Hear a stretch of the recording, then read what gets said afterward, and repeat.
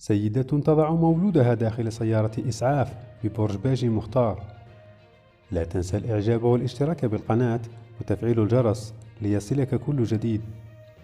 تمكنت مصالح الحماية المدنية ببرج باجي مختار من مساعدة سيدة في وضع حملها داخل سيارة الإسعاف التابعة للحماية المدنية، وذلك بعد محاولة نقلها إلى المستشفى، إلا أنها وضعت حملها بنجاح وهي بصحة جيدة، وذلك بفضل تواجد أفراد الحماية المدنية معها ومساعدتها في وضع جنينها، حيث تم نقلها بعد ذلك إلى المستشفى المختلط لتلقي العلاج اللازم.